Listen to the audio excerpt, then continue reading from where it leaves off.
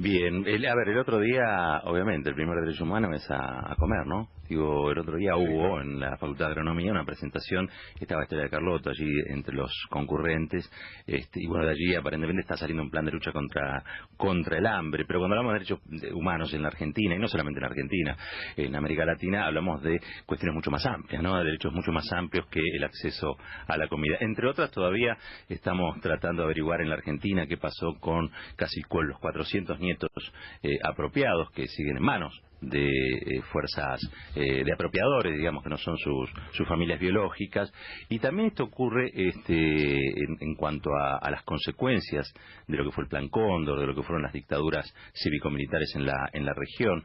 Una gran conmoción ahora en el Uruguay, ¿no? A partir del hallazgo del cuerpo del odontólogo y militante comunista Eduardo Breyer allí en Bleyer en un regimiento militar, ¿no? Una gran conmoción.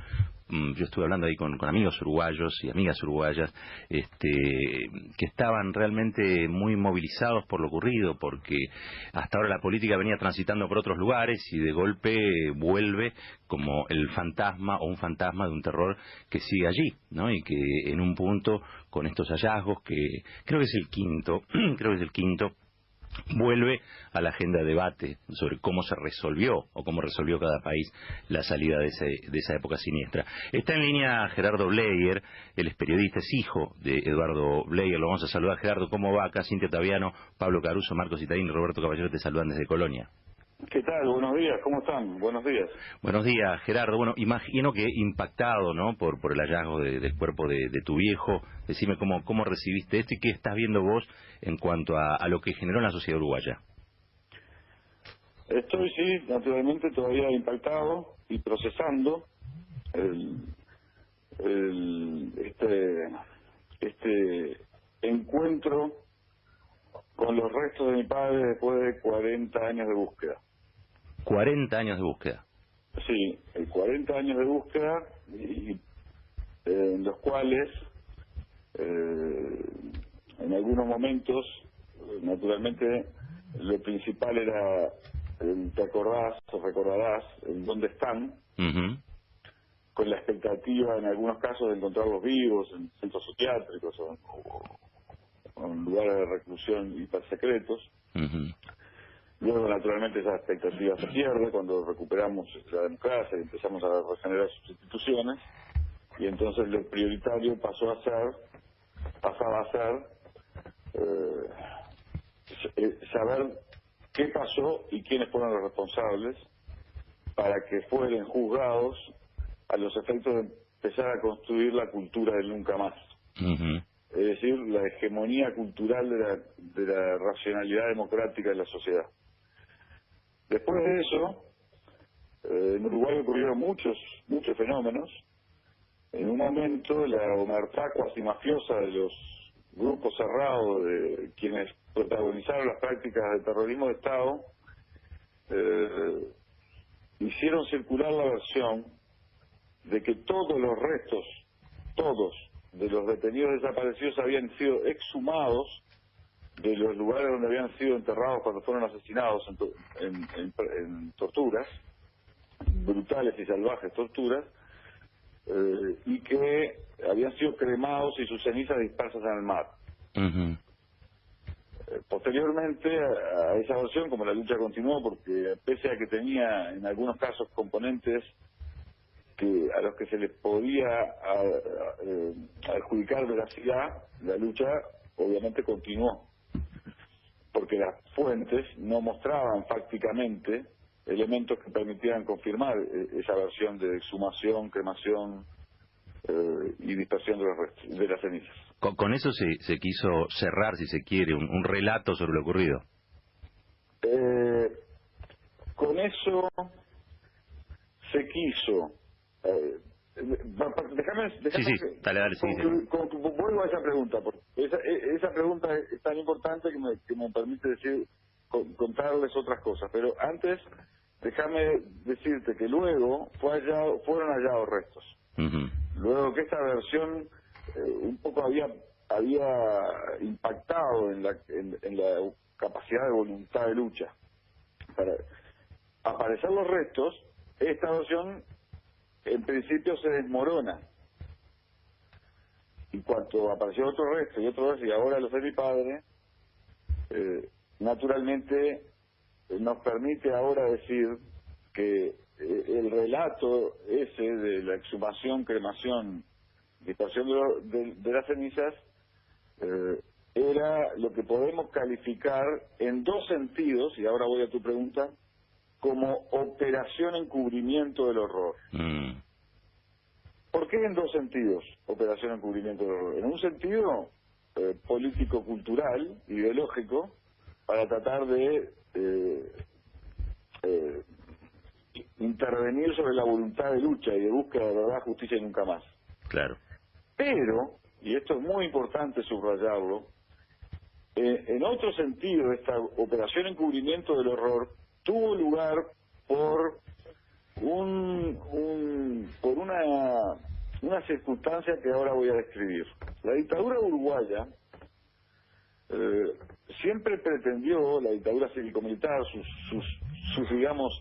sus actores más involucrados en la producción de estrategia comunicacional, etcétera, siempre pretendió diferenciarse de las de Argentina y Chile por la brutalidad salvaje de las mismas.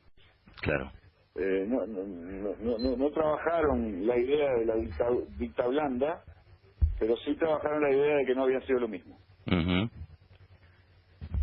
A raíz de ello, y para obviamente evitar ser juzgados y penalizados cuando todavía disponían del poder, decidieron en el año 84, cuando ya entre el año 82 y el año 84, cuando ya se sabía que la dictadura se desmoronaba, decidieron exhumar algunos restos.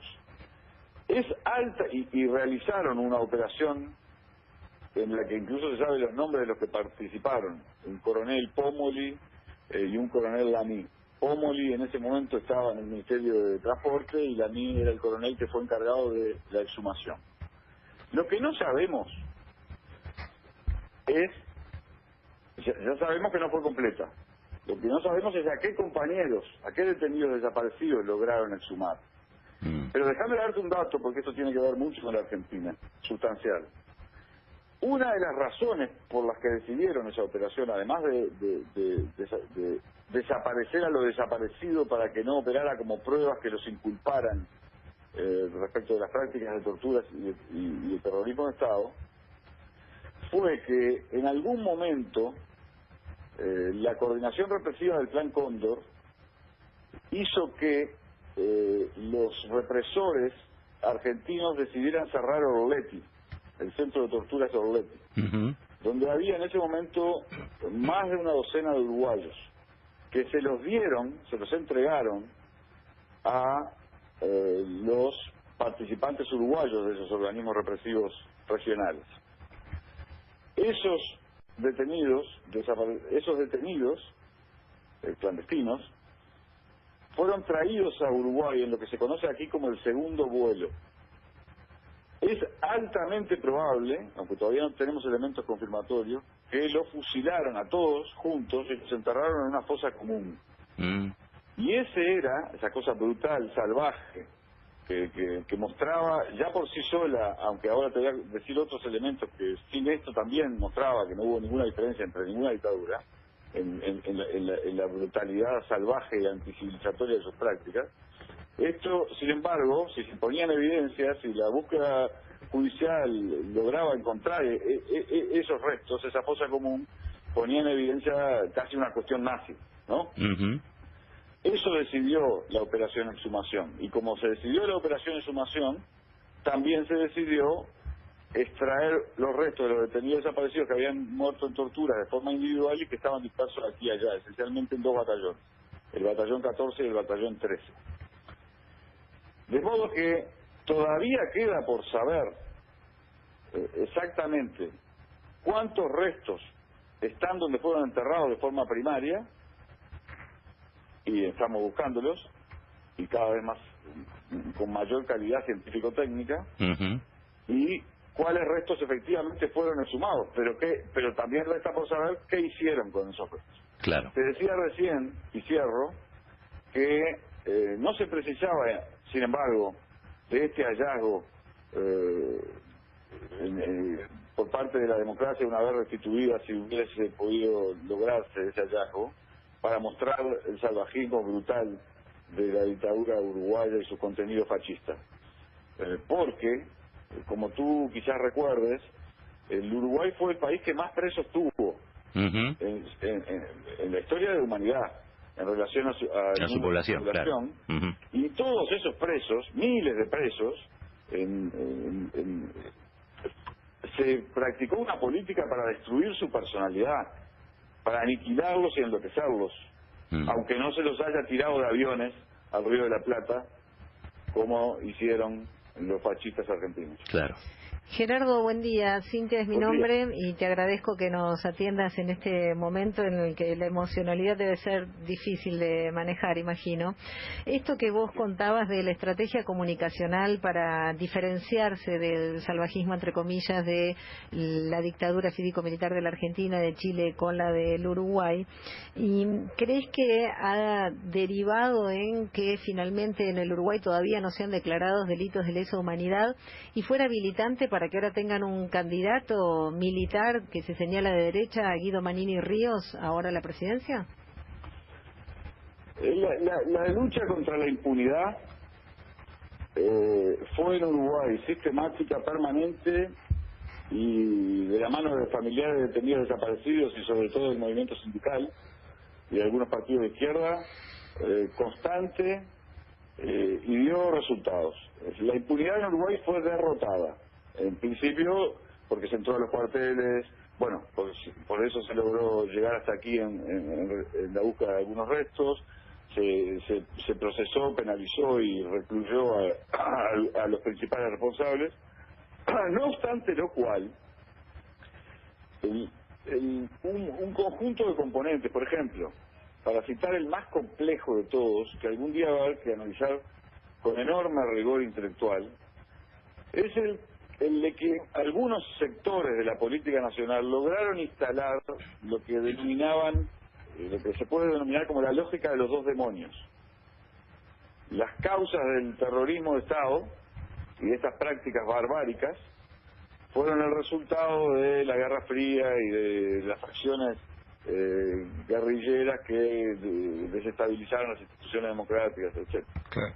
Gerardo, haciendo abstracción absoluta de todos los componentes de la complejidad social, la crisis social, la pretensión de los grupos de privilegio más poderosos de controlar de forma monopólica el Estado, como ocurrió en la Argentina históricamente, cada tanto con algún golpe de Estado o de una u otra manera, que naturalmente ridiculizan esa cuestión de los dos demonios. Más allá del debate sobre la cuestión democrática, claro, ¿no? Claro. Cómo generar institucionalidad democrática. Más allá de ese debate, que es serio, y tenemos que tomarlo con seriedad, cada vez con más seriedad, porque cuanto mayor es la calidad de la democracia, más capacidad tienen los pueblos para acceder a ir transformándola en su propio beneficio, es decir, en el interés de la propia sociedad. Pero más allá de ese asunto,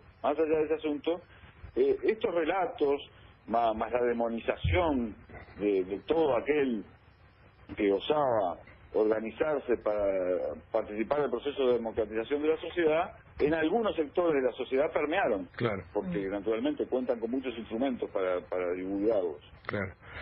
Y eso dificultó durante algún tiempo el imprescindible apoyo social que se necesita para lograr vencer esta omertad cuasi fascista y cuasi mafiosa del silencio que en todos nuestros países tuvo lugar, ¿no? Claro. Pero en términos esenciales, la lógica de la impunidad, y luego, y yo creo que a partir del hallazgo de restos con mayor contundencia, fue derrotada. Pero fíjate, en el caso del Uruguay, qué enormes consecuencias tuvo esa vulgarización del análisis historicista de las verdaderas causas de las crisis que condujeron al fascismo al poder en nuestros países. Hay que observar, en Uruguay se aprobó en el primer gobierno democrático, lo que se conoce aquí como la ley de caducidad de la pretensión punitiva del Estado, la ley de impunidad, porque le otorgaba, porque en cierto sentido otorgaba una amnistía a los oficiales militares responsables del gobierno dictatorial.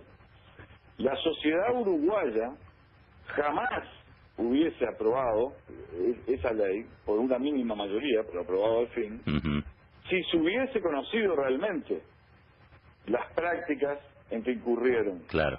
Por ejemplo, si se hubiese conocido antes de que se sometiera a discusiones a la ley, que en los hechos se trabajó el tema de estabilidad democrática, riesgo de nuevo golpe, y por eso una parte de la sociedad decidió apoyarla, pero si se hubiesen conocido la gravedad brutal de los delitos reales que cometieron, y aún con riesgo de que el proceso de estabilización de la institucionalidad democrática hubiera sido más difícil de administrar, la sociedad jamás hubiese aprobado la ley de caducidad. Por eso te preguntaba si hubiese tenido también esa información, podría haber sido candidato Guido Manini Ríos, por ejemplo. Ah, correcto, está muy bien que haya incorporado eso. Disculpa, tengo que confesar que estoy muy agotado. Disculpa que se me haya pasado la respuesta a esa pregunta. Claro, es bien interesante lo que estoy sintiendo, naturalmente, existencialmente, pero también la alegría del abrumador respaldo social, cariño, afectividad. Entonces me puse a tratar de entender por qué eso, ¿no? Yo soy una persona bastante pública en Uruguay, he escrito libros, estuve en un programa de televisión, pero no soy muy conocido tampoco, no soy un star, no integro el elenco de los stars. Sí. Y mi padre era uno de los más importantes dirigentes de la izquierda uruguaya antes de la dictadura, entonces hay componentes para que sea masivo. Claro. Pero no explica, no puede explicar lo que es esto porque es imposible transmitirlo, es absolutamente aluvional.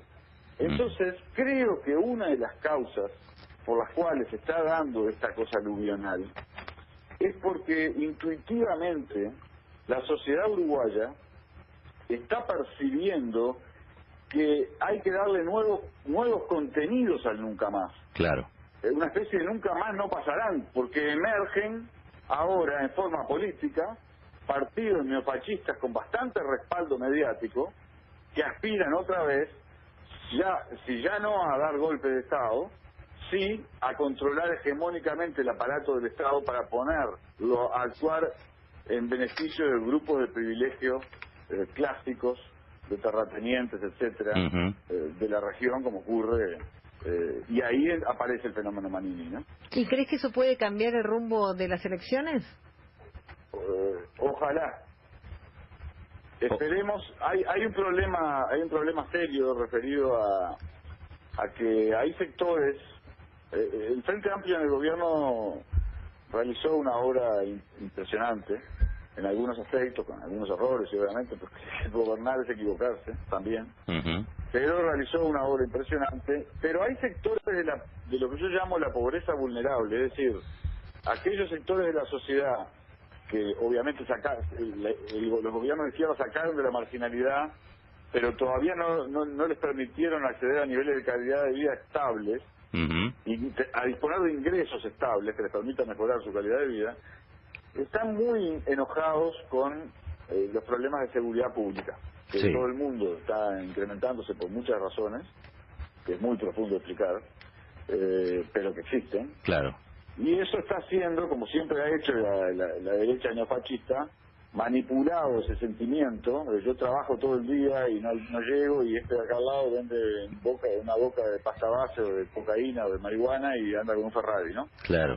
Y eso ¿y por qué mierda no lo aplastan?